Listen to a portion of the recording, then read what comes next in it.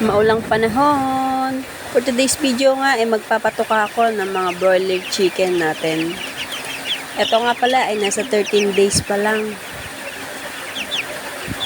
50 pieces nga lang pala ang inalagaan natin ngayong buwan na to kasi sobrang tag-ulan talaga.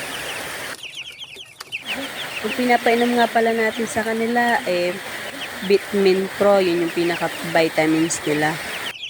Ipapakita ko sa inyo kung ano yung pinapainom ko sa kanila.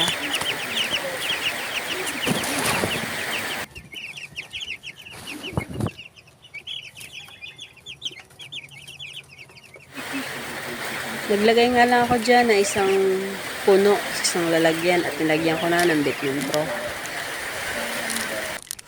So guys, kung napanood mo ang video to, so baka naman mag-like and share ka naman. Comment mo na rin kung tagasan ka. Bye-bye!